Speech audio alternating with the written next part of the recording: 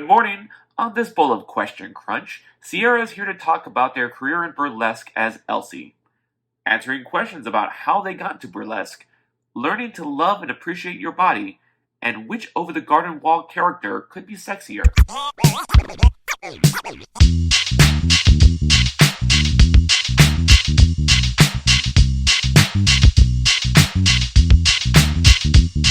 Now, before we were recording, we were talking about the fact that doing things artistically via virtually is a pain in the ass.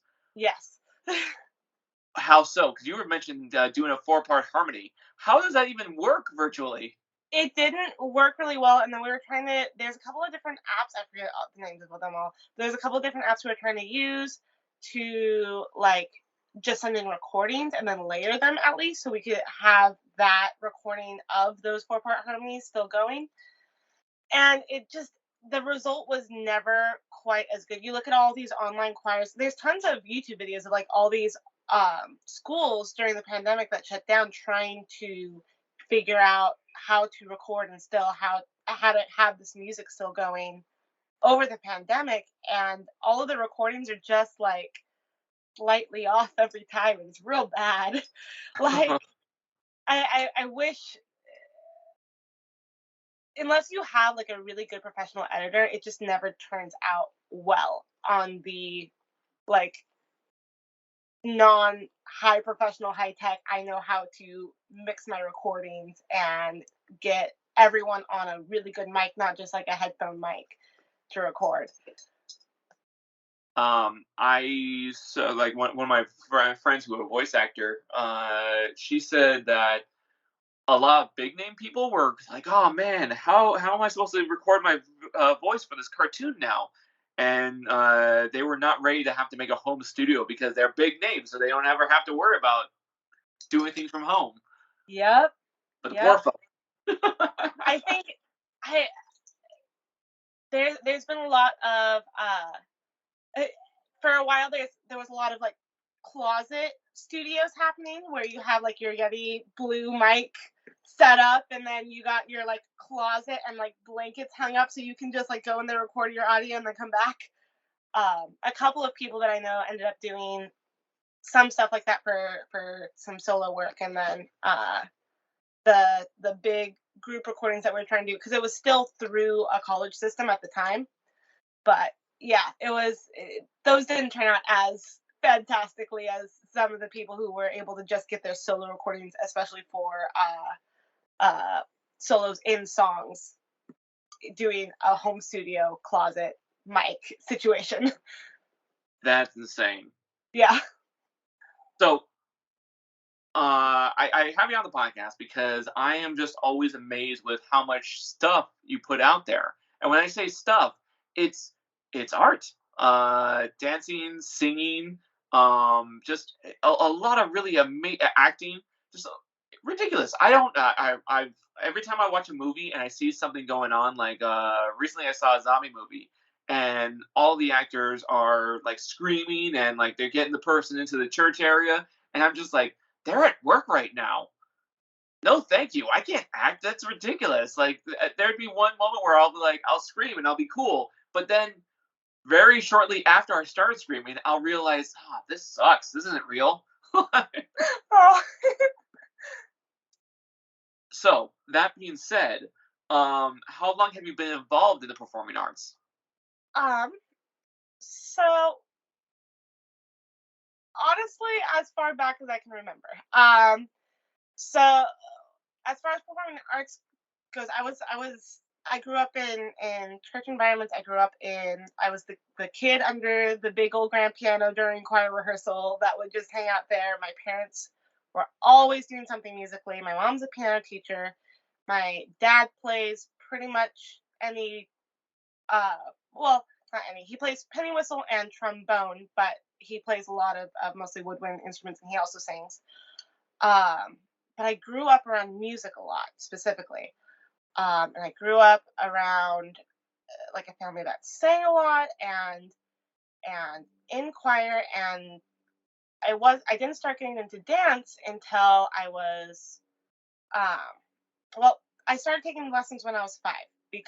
ballet lessons, because my hips, my feet used to be able to turn all the way like inside and then backwards. Yeah. Not fantastic. I had really like loose hips, and my feet always wanted to pronate in. And my mom was like, "Well, we'll put you in ballet. Like that should be a good way to start, like especially at a young age, start training your feet to like keep turning out and keep working on it." I still have terrible turnout, but it did. It helped me, and it helped. Even when running, I used to like trip over my feet as a little kid because they kept turning in. And it helped a lot, and it helped get me a lot more coordinated because I was a really klutzy child. Um, and then I ended up taking a long break from dance and working on a lot of things musically. Growing up, I did a lot of I did Salvation Army Kids Choir for quite a few years. I did a couple of different performing groups growing up. I was really involved in church growing up, so I was always a part of different musicals that were going on at church and um, different arts things there. And I always musicals are really where my passion lies. My oma, my grandma growing up, had like a whole like cupboard full of VHS tapes of all of the Rodgers and Hammersteins and a ton of old musicals.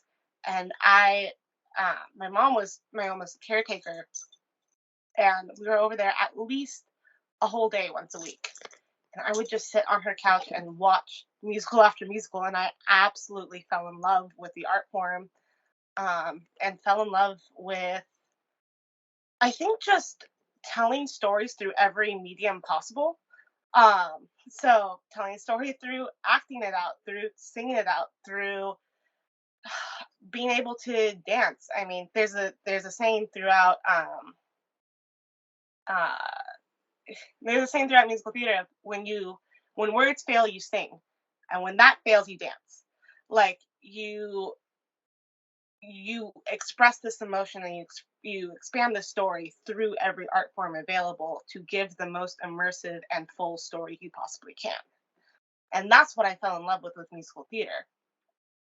And I always try to involve myself in some kind of uh like close by theater. I'm trying to figure out the word. Community theater. There we go. Um, That's the word. Good. that's the word. I always try to involve myself in some kind of community theater nearby. Whenever I could, I did, Peter Pan growing up because it was happening nearby. I ended up doing Into the Woods Junior, which is just the first act of Into the Woods. Uh, which don't That's right. it should be a junior show. It really should not. It's way too heavy to be a junior show. I was Milky White, which was honestly one of my favorite roles I've ever done. But um, The first act, and everyone lived happily ever after. exactly, exactly. The second act doesn't happen. We don't. No one dies. It's fine.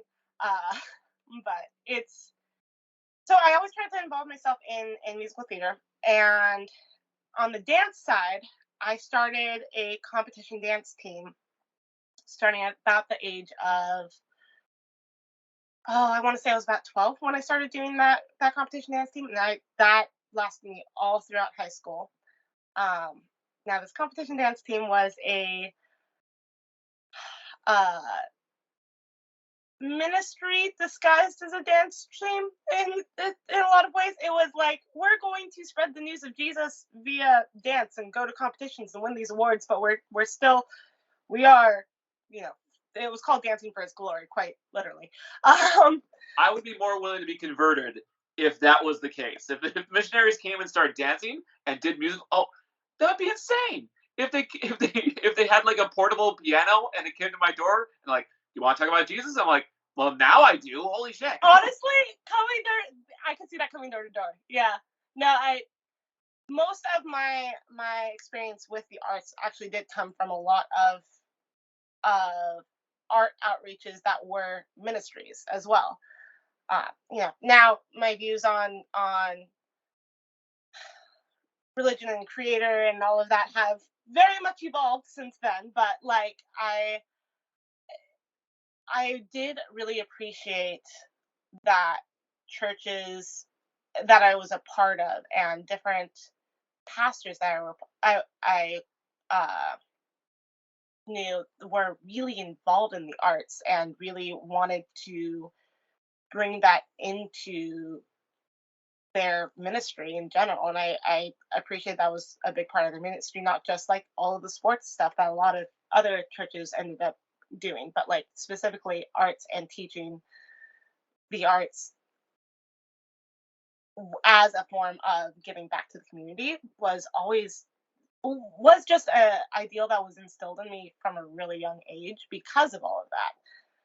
You know, whether or not that's a religious affiliation, I it's still like a really big like part of me because of all of that, which is how I got into teaching. I have my criticisms about religion, but I do. You can't ignore all of the amazing stuff for art that religion has done. I refuse to just completely ignore that. Yeah, yeah. Something I quite often talk about is, with my sister, we always have these conversations of like, religion is religions are all of these points of I had it out of this world experience that I cannot explain. I am going to express that the best way that I know how. And all of these mediums of art are a way to express that idea of this is out of my understanding, my knowing, and the best way that I can express this is through a medium that isn't necessarily just words. Do you know the art, the what artistic strategy? No, not strategy. Technique. The technique to cross hatch. You know about cross hatching? Yes, yes, yes. That was invented by the church because during the Dark Ages, people couldn't read, but they still wanted to give everyone the Bible, and so they did crosshatch carvings, hit that with paint, and then did a quick little Bible that they were able to do, and it was able to get the stories of the Bible to the people, even though the people couldn't read. That I didn't know. Thank you. That's And actually really cool. crosshatching is the only way you can get shading if you're doing print, if you're doing art by print. Yeah, I didn't realize that that was created by the church. That's actually super cool. Huh. Like I said, there's just a lot of little tidbits where I do appreciate what churches have done. Yeah, yeah, Despite all the bad stuff, there's still some good. yeah, yeah. I mean, obviously, there's a lot of pain that was caused by the church, but there's Sure. also weird parts in which they've contributed to art in the artistic world that is undeniable and still really cool to study. I love the idea of Into the Woods, but a happier version because it got me thinking of like Fiddler on the Roof, where it's like then they got married and lived happily ever after. The end. Yeah, yeah, Tevye did not have to disown anyone. The Russians didn't kick him out of their town. None of that. Everyone's happy. yeah, yeah. No, I was uh having a conversation the other day and they're like, yeah, I've never even seen the second act of Into the Woods. I'm like, it's very thought provoking and it's very, very good. If you're not a person that doesn't like that like melancholiness, you will not like it. I feel like most musicals, if you're not familiar with how musicals are written, you're not gonna like it after all of the popular songs are done. Yeah, yeah. Unless you're on a Rodgers and Hammerstein where it's all just up. Yeah, but I was just thinking, even like Sound of Music. You watch that, and you're like, oh, now end here, and you're good. Yeah, There's no Nazis. You're fine. yeah, yeah. Um, so you said that you love watching musicals on VHS.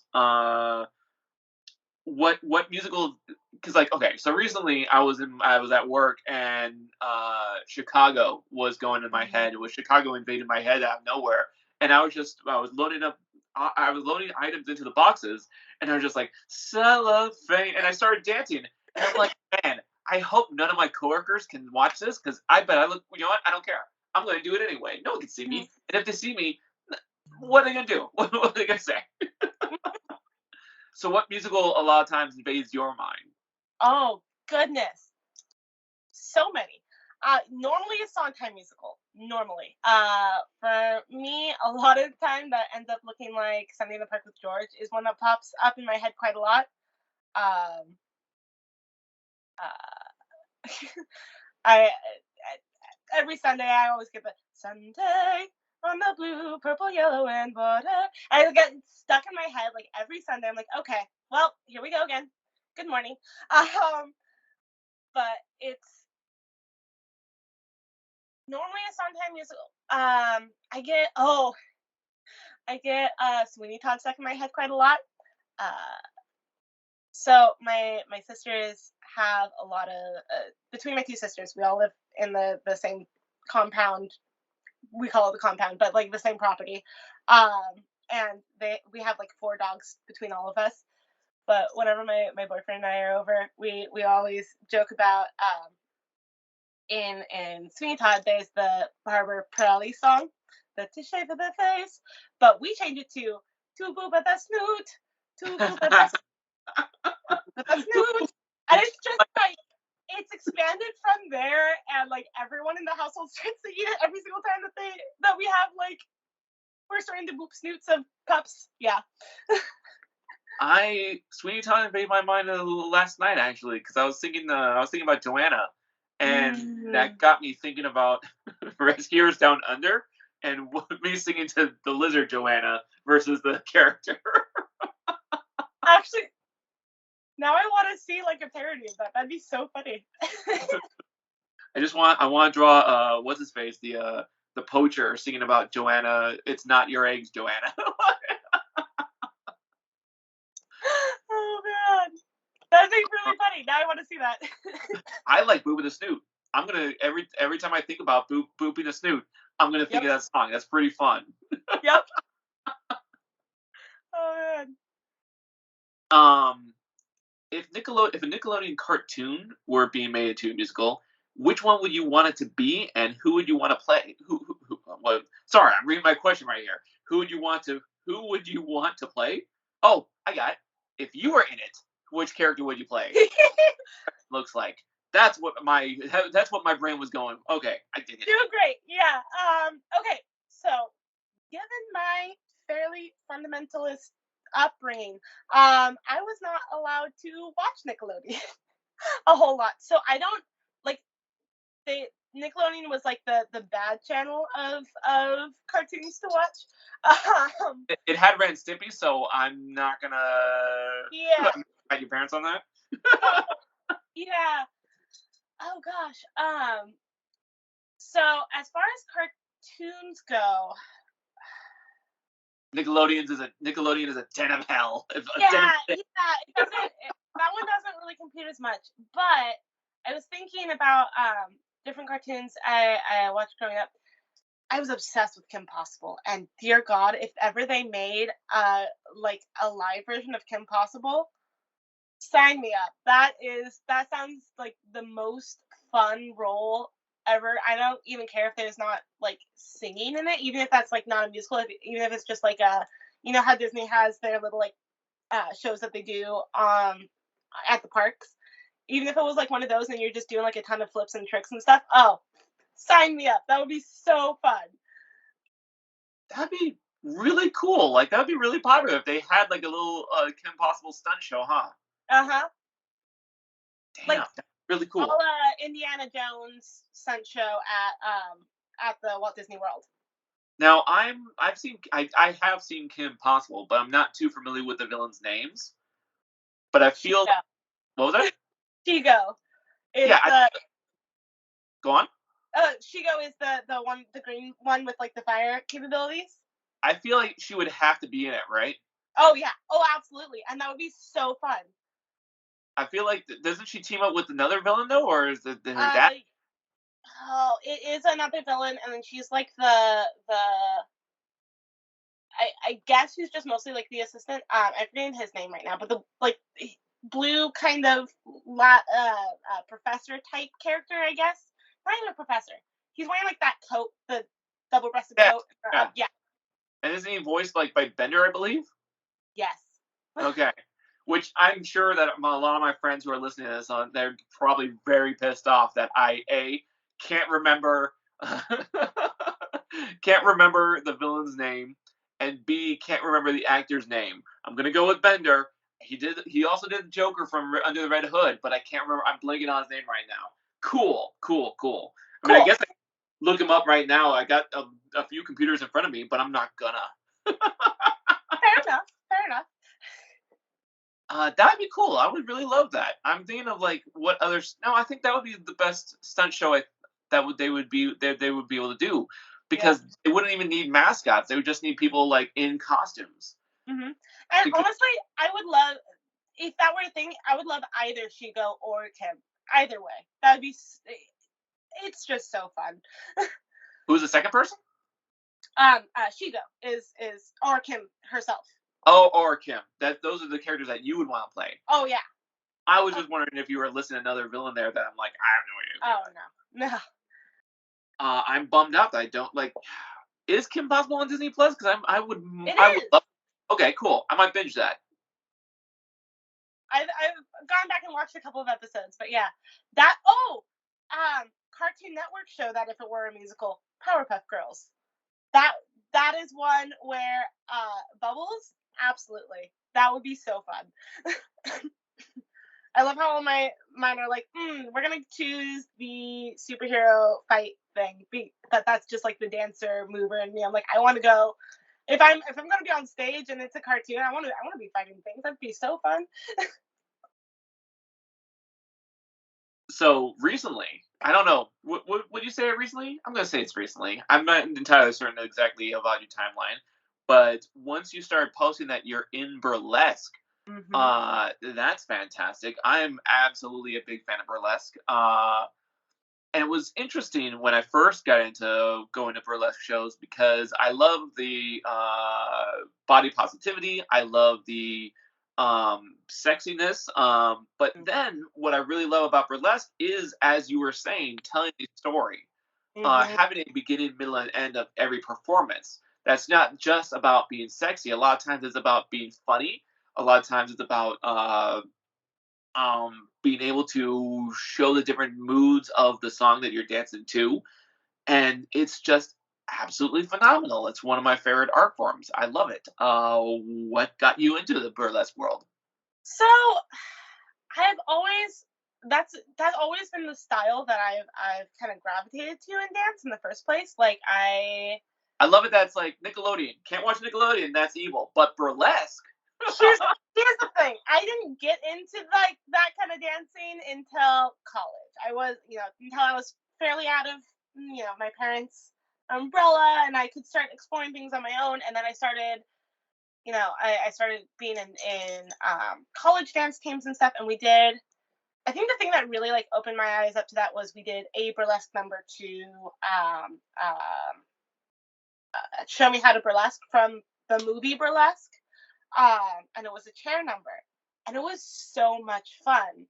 But the comment I kept getting was just like, be more confident in your body, be more confident in your body. You're not confident enough in your body, and they were absolutely right. Like fresh out of high school, not confident in my body. Something I often talk a lot about is with the specific kind of religious trauma I have, it was a lot of you can't trust your body, you can't trust your mind because it's sinful or it's wrong the majority of the time. And it was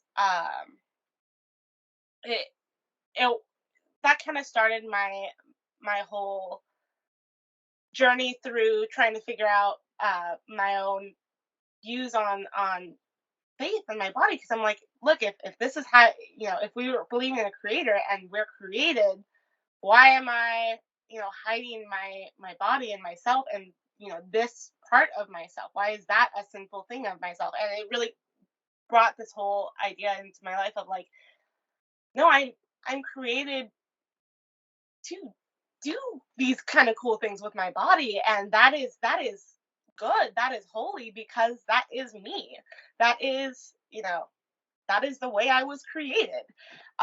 So being able to really let go of that part of my past and then start really owning my body and the way I moved and the way that I wanted to move um was what really opened up that whole area of dance for me. And then I started over the pandemic, my really close friend that I'd been dancing with for years, she started teaching heels dance classes, because she started being a part of a heels troupe in LA called the Vixens. And she started like just kind of on the side, kind of as a like, hey friends, like come dance with me. 15 bucks for a class, like we'll just hang out and dance. And I absolutely loved it.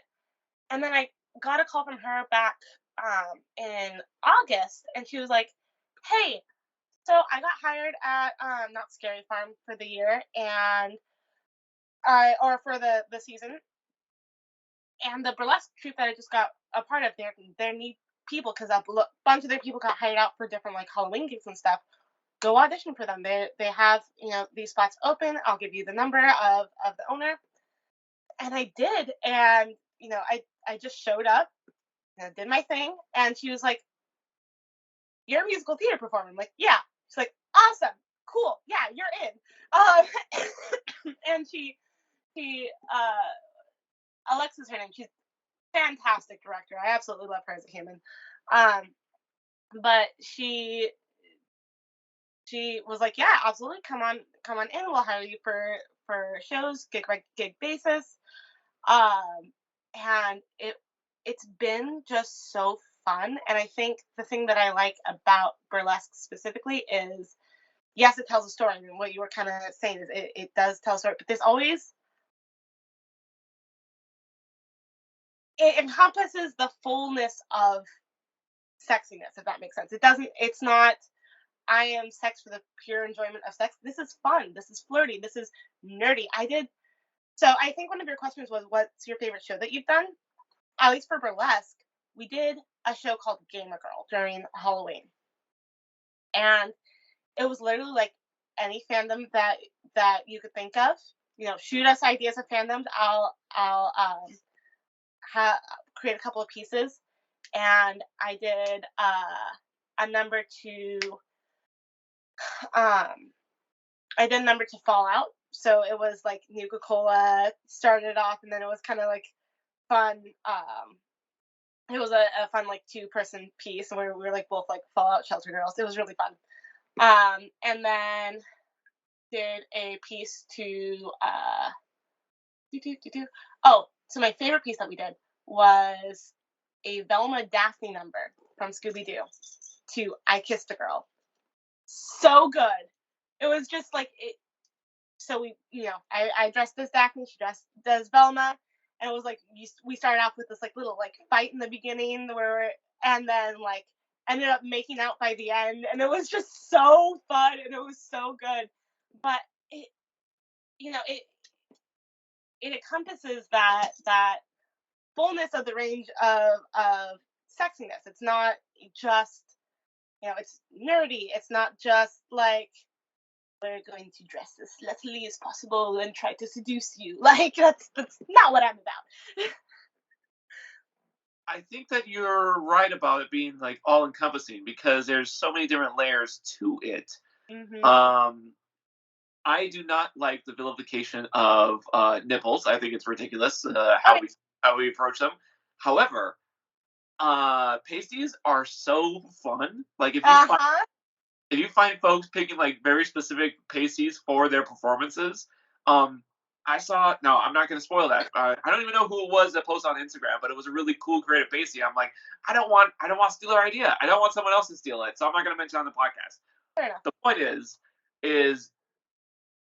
burlesque is a lot of fun, and if someone does a performance from a movie, if they did Aladdin, they could have like genie pasties, And I think that's really fun and silly, and I enjoy that thoroughly. My friend, the same friend that got me into it, did this fantastic piece where she started off with lollipop, the lollipop, lollipop, oh, started off with that super cute, flirty, had a little skirt, had a little like tie top, and then when she stripped down, it was candy shop.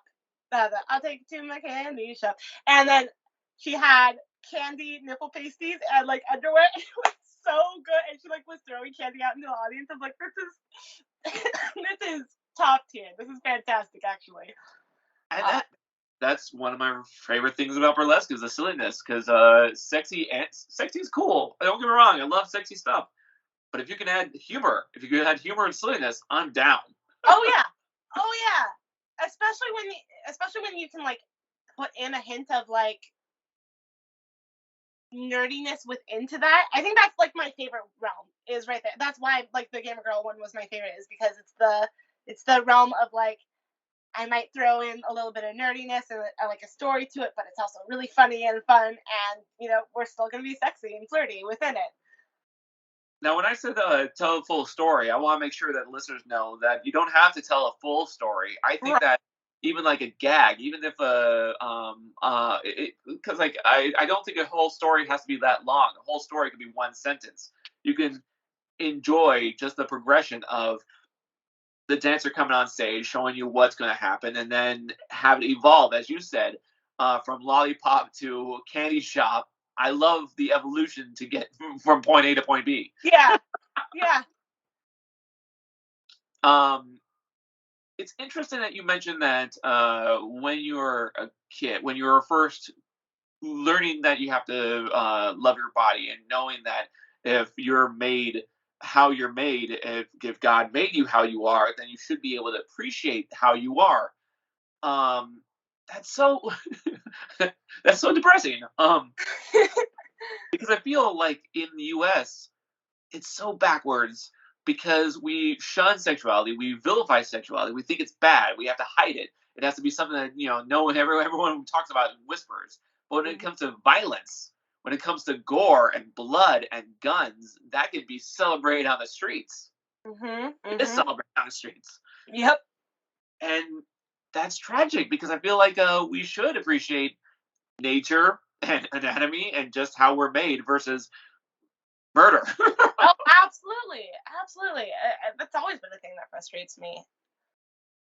And it's always like the classic conundrum of Halloween is like, why is the girl wearing fishnets and a tiny skirt like vilified during Halloween for dressing slutty, but like now we have like gore walking on the streets with your children. Like that's I don't understand the dichotomy here. Like, When kids wear Freddy Krueger outfits, I'm like, this is weird. yeah, or I've had a lot of different jobs, but last year for like a year, I taught preschool, and the things that these preschoolers always already know of, like, yeah, this horror movie, like they're talking to me about like horror movies that their parents were watching over Halloween, or how they were watching like Scream or something. I'm like, you are 5. You are 5 years old. How are you watching that? This what? This doesn't make sense. Now, don't get me wrong. I love horror films, and I've been watching horror films since I was a little Oh, kid. absolutely. I always have a strange thing where I'm like, oh man, you should show your kid this movie, and they're like, do you think it's good for kids? I'm like, I don't know, and I don't think I'm the best judge. Well, yeah, and I think you know, the joke within the homeschool community is like I wasn't allowed to watch I wasn't allowed to watch any R-rated movies, but I was allowed to watch Passion of the Christ, and that's so gory. Like it's so it, it's trauma. It's mentally traumatizing. Like if you're watching that at a young age and you're not exposed to other gore and stuff, that's yeah, and you don't have the conversations of like how does seeing these things make you feel, not like look at the fantastic things that this is, like look at it's glorified as a look at this love, and look at how love is portrayed in these gore things, not hey, let's have conversation about how you're feeling after you're watching someone get tortured for an hour. Like, yeah, I watched that movie. That movie's fucked up. yeah, yeah. Wasn't it? Because I only watched it once. And I don't want to watch it again because I don't mind gore. I really don't mind gore. But some movies, like if it's gore porn, I can't deal with it. Um, wasn't there like a whip that latched onto Jesus's back and like ripped skin? Yes, yes. Fuck There. that. I believe I was 8 the first time I saw that. Like, Oh no! yeah, yeah. It's not something that you want to watch at a young age. But yeah, The only it, reason why, the only reason why I brought up the fact that kids wearing Freddy Krueger is strange because of the context of the monster. But I don't mind. I don't know. I think kids are cool. I think kids are smarter and more. It's weird because kids are dumb. Kids are dumb. Let's don't get me wrong. I do think right. that kids are dumb, but I feel like people don't give them credit for being as smart as they are. I think Yes. that kids, you'll be surprised how smart they can be. I just think that this country's disdain for sexuality versus appreciation of gore is backwards. Yeah. No, absolutely. Absolutely. And when you think about ballet and musical theater, I feel like I'm also wondering if the reason why the arts are always under attack is that kind of mentality of like we should not be appreciate our bodies and what our bodies can do. Mhm. Oh my gosh. It's So, sexuality. uh, How's the that? the first so you were talking about shows that are your favorite shows, right? So favorite burlesque show was Gamer Girl. Favorite show I've done recently? Hair. So good. Okay, so it's about. Do you know much about that musical? Or Only that isn't there nudity? yes, That's the extent of my knowledge of that of that musical. that's fine. That's most people's extensive knowledge because it wound up in the Supreme Court like twice. Um, yeah, yeah. But basically, it's a conversation. It's about hippies in the '60s. It's about a hippie tribe in the '60s and how they operated. It's kind of following loosely three main characters, but and one person in particular story who gets drafted. Um, but it's the whole show is this conversation around censorship in general. What does what why are we censoring things? There's a song in there called Sodomy, talking about all of these words, all masturbation, fellatio, all of these words, and why are these words so nasty? Why do we assign these things to be nasty when they are bodies, when they're us, when they are part of the human experience? Um, and it's it was so freeing to be a part of that show and a group that was so open and have we all had these like really tough conversations around like you know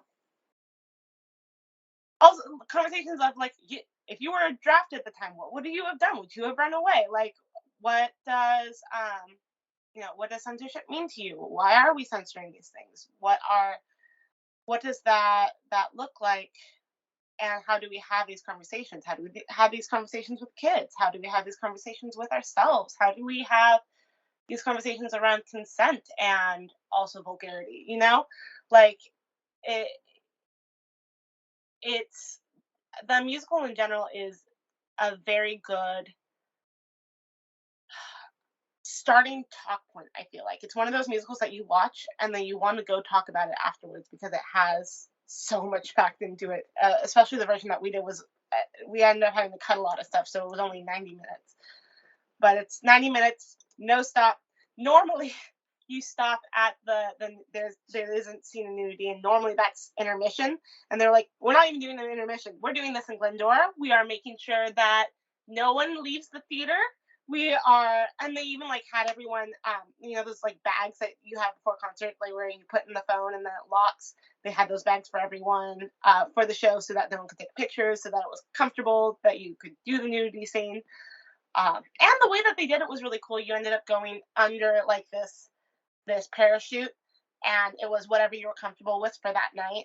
Um, so like, if your parents came and saw the show, one of the nights you would decide how comfortable you were. Like, valid things. But it ended up being just a really good and freeing experience. And it's one of those shows that I will probably hold that cast forever, like in my brain of just people that these really good conversations came from. I think that if my parents ever, like, if I was in a show that there was going to be nudity, they just have to get real cool with seeing my naked body real fast. I straight up told my parents, I was like, you don't want to come see the show. I promise. We are. You're basically supposed to play it high the entire show. Um, so there was one night.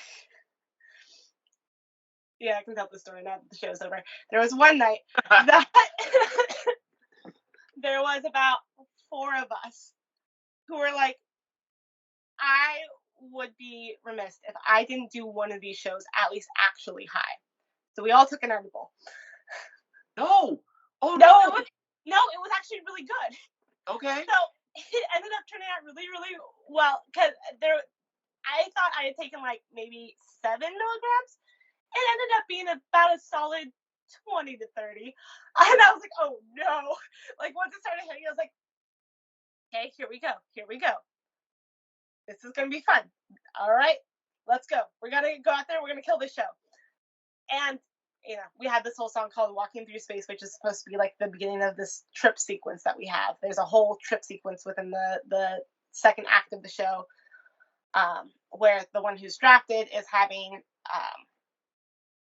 the best way that I've ever heard it explained is it's the person who was drafted having all of these thoughts of classic Americans and what would they do in my situation.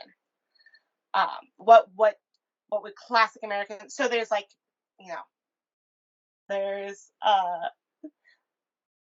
different um, people from the Civil War that come in at different points. I know like Calvin Coolidge and like John Wilkes Booth end up like making an appearance, and they're all just members of the tribe, like coming in at different parts, and you know the it's this conversation that he's having with himself while very high of what would they do in my situation, what should I do, and how should I go about this and make this decision in my life. But anyway, so the song going into that whole trip sequence is Walking in Space, and I'm like high off my brain, and like we're pretending to like smoke, and because you couldn't actually show anything else, especially in the 60s on stage, so it had to be smoke or pretend weed, basically, even though it was probably something much stronger, because you don't trip that hard off of just weed. But it ended up being the most immersed in that show I had ever been. And there was a part where we all come out for the be-in. Like there's like a whole point of partying and like a be-in and trying to create that like vibe as much as possible. And the four of us who had taken the edible all had the same entrance, and we were all like standing backstage going, "Okay, you good? Yeah, you good? Yeah. We're all feeling it? Okay, cool. All right, let's go out there." And it was just really, really fun. And one of the leads who had taken an edible made some of the best vocal decisions I'd ever heard her make.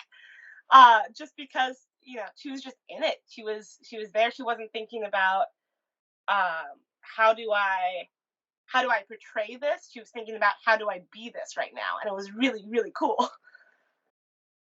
The few times I've taken an edible, I couldn't. We were playing board games, and I lost track of how many sides the dice had. So I don't know how you were able to do a performance. I will say For me at least, like especially if I'm playing like D&D for instance, and I'm just a little bit high, it's fantastic. I feel like I can get way more immersed in the character personally. A little bit's fine. Yeah, I'm okay with a little yeah, bit, but an edible knocks me offline. I can't do it. valid. Yeah. There's been so many bad experiences. I think I only had like one good experience where I was just like, I'm gonna sit on this couch and just enjoy TV and not have to move. But every other time, I'm like, nope, this kills me. I don't do edibles. No, thank you. Fair, fair enough. But I would have easily paid to see that show. Oh If yeah. once I would want to see that show. I wish we had. It was only a 3 weekend show, and it was or a three day weekend show, and again, I think it's probably my favorite musical I've ever done. But it was fully immersive, as in like the audience. It was on the stage instead of like every the stage itself was on stage, and then we had like a little bit of set this way and a little bit of set this way, and the audience was all within it. So the audience is now invited into this tribe scenario and into this community. And so for the be-in, we're like throwing flowers into the audience, and we're talking with people and interacting with people throughout it, and it was really cool and really cool to be a part of, and like literally this face to face with people, and we were smoking on stage and inviting them to hit the joint with us, and like it was a good time. I love immersive experiences. I find it really strange whenever. Okay, I went to an immersive experience during Comic Con that was all about Blade Runner, and that was really cool. They built the interior of this building to look like the atmosphere of Blade Runner, and it was amazing. The details that they put on it were spectacular. But they had actors coming up and talking with people and try to get them involved. So I was just eating my noodles, and the person comes over and says something to me, and I'm like, oh shit, I don't remember the movie enough to be able to know if that's a quote from the movie. And am I supposed to respond? Is there a response I'm supposed to know? I'm losing nerd cred. I like all of my nerd That's anxiety how I was. feel about Star Wars Land. I there's like this whole aspect of Star Wars Land in Disney that's all role playing and not supposed to be like super immersive, that I'm just like not up to snuff with. And like, people agree, like bright suns, and I'm like, I forget the response to this. This is a language that I don't know. Oh no. And What uh what part is that in Galaxy's Edge? Galaxy, that it's within the shop, within like if you talk to people within there, it's like a whole immersive like role playing thing within that. The only role playing I've ever done in Galaxy's Edge, it was really funny because like there was a celebrity. I was pretty sure there was a celebrity ahead of us, and I was telling my friend who I was with, I was like, yeah, that person is blah blah blah, and one of the guards, one of the guards, he says, "Are you whispering secrets?" And I was like, "Nope, nope. I was just telling them how much we love the Empire." And then I remembered, oh wait, nope, sorry, it's not the Empire. I was like, actually, no, it was the First Order. We love the First Mhm. Order. He's like, "Did you say Empire?" And I'm like, "Yes, I did." And he's like, "That's a sore subject. I had family on the Death Star." And I was like, "Oh, who?" And he's like, "We'll ask the questions." Yeah. So But I guess you had to know that the Empire's not around for that scenario. You have to oh, bring up the First Order. I can't even imagine if you work in Galaxy's Edge how much research is involved before that. I have a friend in the Stranger Things experience right now, who is you go through the experience, and then at the end there's like this whole Starcourt Mall kind of situation where there's different booths and stuff, and they have these paid people, paid actors throughout it who are basically improving for 6 hours straight, um, where they literally have to know everything about 1987, I believe, is the year, and to the point where, Uh, it's not it's not 87. oh, what year is it? I think if so, it's the third season, right? Fourth season. Well, the current season, that the last season that we had was just in 1986. 86. There we go. 1986. Yeah, because the show ended, the last season ended just before my birthday, and I was like, come on, I'm almost born, let's do this, and it never got to my birthday, and I was like, well, fine. But if it's the Star Court, because like the last season was 86, but if it's the Star Court, which is the third season, it's kind of like mishmashed in it. It's the fourth. They went with the fourth season, but then at the end you're like walking into like this mall kind of scenario just so you can spend more money and there's food and things. So Okay. they called it like the Star Court Mall, and then there's like Scoops Ahoy there, and then they have like different like shops and stuff. And yeah, the only reason why I bring up the dates is because I was really excited about them getting to my birthday and the show.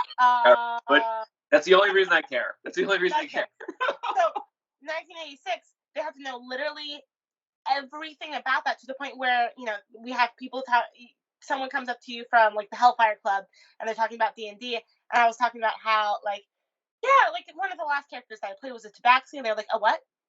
I'm like, right, which generation of D&D are we on? Oh, you only have 4 different races. Okay. So I played an elf is one. I played an elf, and like I had to like completely backtrack and go, wait, where are we within this like giant books of D&D? Because the oldest I've played is 3E, where you're very limited as far as your races and your classes go. But yeah. That is remarkable. Damn, because like I'm not an improv artist. I can talk and I can improv conversation, but when it comes to acting, no thank you. And then you have to know all the history and just have it memorized. Fuck. And so like you can't mention anything about sequels of movies that have already come out. It was and they're gonna look at you like, huh? What do you mean? What do you mean by that? And it's like, you've done your research. Hold on. Let me figure out what's going on. But yeah, it's the amount of research that it took for him to basically be an expert on 1986, so that you can have material to go off of for 6 hours of just talking to people as this character. Yeah. But he was in the Hellfire Club, so he at least knew the specifics on what you had to know. So he wasn't in the Hellfire. My friend wasn't. My friend ended up going through with us on the day that we went through, because it was like a friends and family day, and he was like, "I'm not working, so I can go with you guys." So that was super cool, and got us in for free. Which honestly, it's a cool experience, but it's so much money for what it actually is. And the coolest part is the end, where you're already gonna have to spend more money to get like food and drinks and stuff, and you can stay in that area as long as you want. But yeah, anywho, but. the immersiveness of that end part with he was a reporter, and his character is part of excuse me, the newspaper, and the newspaper is like very much interested in anything small happening and any kind of gossip. So it's fun when you're with a group to like start up some kind of gossip, and you like kind of learn people's names. It's like, oh well, I heard Carrie wants to like ask Sarah out to homecoming, and like I think that you should go talk to them about it. And then they'll be like, oh my gosh, I gotta go get that information. And they'll like run over there, and you're like part of this like whole storyline that you can like help create. It's really fun. Speaking of creation, that was a weird segue, because I'm like, speaking of creation of everything, no. Speaking of creating stories, and originally this question was going to be, if you were going to do a performance based on one of the villains from Lord of the Rings, who would you choose? But I didn't know that you're into D&D. Oh yeah. And, you know, I would presume that that means that you're a big fan of the fantasy genre. I am a big fan of the fantasy genre, yes. So what's a villain in the fantasy genre that you would pick to do a burlesque performance as? Oh goodness. Because now there's a whole wider selection. Because I was going to go with Lord of the Rings, because I figured that everyone's seen that. I would hope that everyone's seen that. Yes. Definitely seen it. Definitely not as I feel bad because I'm not as nearly as proficient in Lord of the Rings as like my sisters are. That's okay. Have you ever read Tolkien? Yeah, I My read the Hobbit. roommate's roommate's currently reading it, and he's saying that it takes forever. Oh yeah, because he world builds like Dickens. Yeah. Oh gosh, the entire thing. I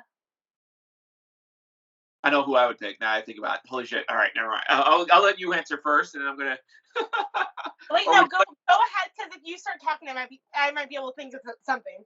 I kind of feel like I would dress up as Darkness from Legend. Oh, okay, okay, yeah.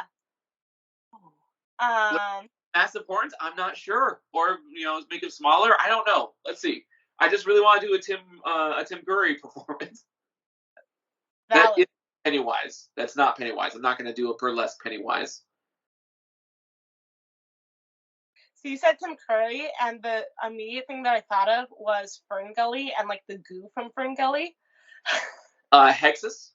Yeah. That's upsetting. I didn't know Bender's really name, but I know Hexus. You know, the things that stick and the things that don't. Like, Fan of Fern Gully, and so when you brought has there must have been a performance done to Toxic Love, right? That's too obvious. I'm sure there is somewhere. But yeah, that would be really funny.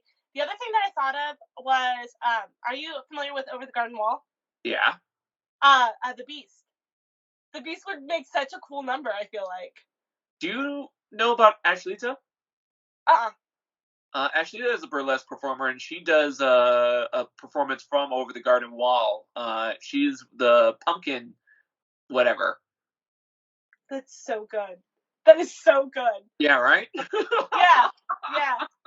I've been wanting to do that as a Halloween costume for years. But yeah. After the recording, I'll send you. Eventually I'll get her as a guest on the podcast. But after the recording, I'll send you the link to her Instagram. Oh, that'd be so cool. Please do. And it's funny because like a lot of people when they show me, because like everyone knows I love Halloween, everyone knows I love pumpkins, and so a lot of times like she'll show up in someone's feed and they're like, Jimmy, check this out, and they'll send me a pumpkin thing. And I was like, oh yeah, I follow Ashlita. Do you know what that's from? And they're like, no. I'm like, oh, I've got a cartoon for you. Cartoon. It's so good. I was actually introduced to it from my friend. It was her and her friend who recently passed away. It was their like show together, and he absolutely loved it. And my boyfriend and this friend actually have a matching tattoo of the lantern from Over the Garden Wall on them in remembrance of Will. It's just so good. And that's adorable. That is an adorable tattoo. I love that a lot. Oh yeah. And he designed, my boyfriend designed it and everything for both of them. It's just really cool. It has like a little brand in the middle that's Will, and yeah, it's really good. I feel like that show's a hard sell though, because like it's weird. It is, but it's weird and cottagecore, which is like kind of where I like, which is like the perfect combination for me. But it's just really well done, and the music is just always on repeat during the fall for me. Potatoes and molasses is sung every single time that we start making mashed potatoes, and it annoys the crap out of my oldest sister, and it's really funny. Whenever I try to hook someone on the show, I'm like, it's gorgeous, it's beautiful, it's well done, it's one of my favorite shows. It gets creepy, but don't expect the music to rhyme. I think that's my favorite way to describe the show, because the songs don't have to rhyme. Just know that kind of quirkiness. I think you'll enjoy it. Well, I think I enjoy it because I watch kids a lot. I babysit kids a lot, but it's the songs are all from a kid's perspective, right? Yes. When a kid starts singing, it's not sensical the majority of the time, but it's true to life in that way. Is these songs like Adelaide, Going to the Past, Christy Adelaide, or Potatoes and Molasses, like these are songs that easily a little kid could quickly come up with, and then it's expanded upon obviously by an orchestra and the Blasting Company, who's a fantastic So artist. if I'm doing a dance to that show, it's going to be Tim Curry still. So I'll be what's it? Whispers. Oh, Auntie, is it Auntie Whispers? Auntie Whispers. Okay, cool. It's been a long time, so you know what? I'll watch the show tonight. I like that show a lot. So you would pick the Beast. Mm-hmm. What song would you dance to if you have that off the top of your head?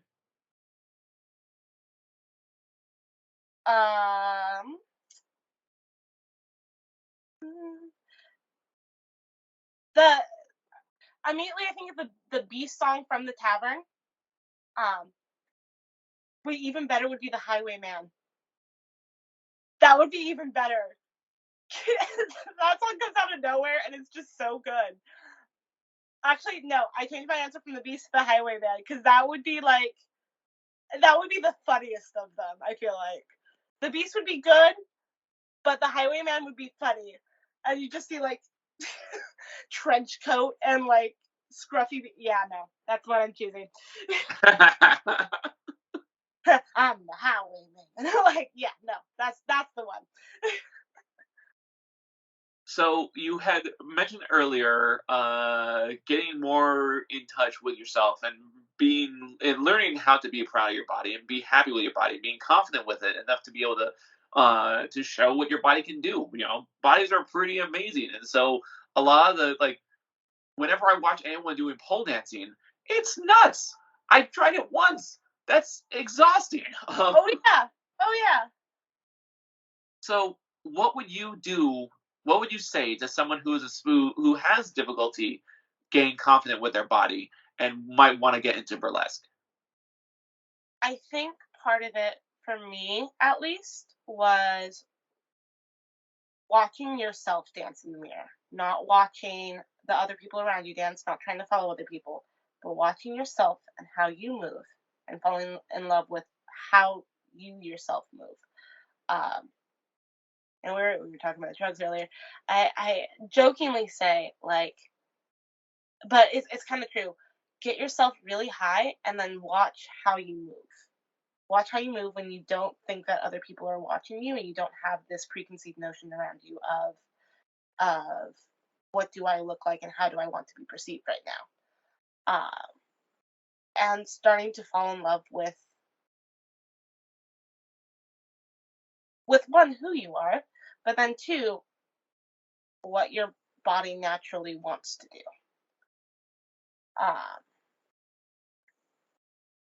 And then you fine tune it with technique for dance, and you go through that whole process, and that's what dance classes are for. But dance classes can only get you so far if you do not love yourself.